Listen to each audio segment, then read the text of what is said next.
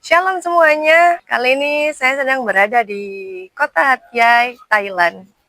Bagi orang yang mengaku agamanya yang paling benar dan mayoritas, ketika orang masuk agamanya, dia euforia dan merayakan berlebihan. Yang lebih gila lagi, membuat kerusuhan dengan menutup usaha makanan yang buka waktu musim orang berpuasa. Ya, orang tersebut memaksa orang agar menghormati dirinya yang sedang berpuasa. Ya, itu sedikit contoh dan ini adalah hanya oknum ya. Jadi jangan tersinggung buat yang tidak merasa. Yang lebih ekstrim lagi, mereka merecoki orang-orang yang sedang beribadah dan membubarkan ibadah yang tidak seiman dengan mereka. Padahal orang tersebut beribadahnya loh di rumahnya sendiri. Dengan dalil biasanya mereka mengatasnamakan undang-undang yang katanya tidak boleh melakukan ibadah kalau di rumah, harusnya di tempat ibadah.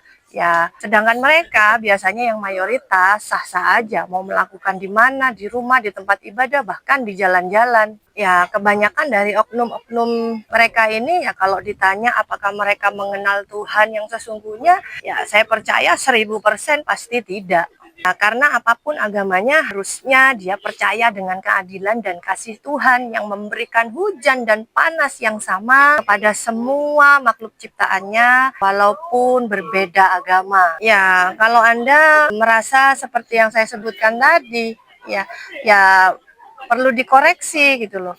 Ajaran yang Anda ikuti itu seperti apa dan bagaimana. Jangan sampai kita itu kena prank gitu. Kita bilang ini ajaran dari Tuhan, Tuhan, Tuhan, tetapi ternyata yang kita ikuti adalah ajaran setan. Perlunya kita koreksi gitu. Apa yang kita ikuti, apa yang kita tanamkan selama ini sudah berbuah kebaikan atau malah sebaliknya. Ketika kita memiliki hubungan intim dengan Tuhan secara konsisten, ya harusnya kita itu menjadi lebih baik, bukan menjadi orang jahat, bukan malah membenci orang lain. Dan seharusnya sifat-sifat Tuhan itu terbias dalam hidup kita.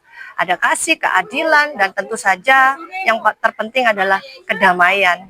Akan tetapi kalau kita hanya ada di suatu kebencian dengan umat beragama lainnya dan hubungan kita dengan Tuhan hanya ritual-ritual atau upacara-upacara keagamaan saja tanpa memiliki keintiman dengan Tuhan, ya akibatnya seperti itu. Yang keluar hanyalah kebencian. Ya, jangan-jangan ya kita itu salah Tuhan. Di dalam kekristenan, Tuhan Yesus adalah jembatan bagi kita untuk kita itu memiliki hubungan yang intim dengan Bapa di surga. Firman-Nya berkata, tidak ada seorang pun yang sampai kepada Bapa kalau tidak melalui Tuhan Yesus.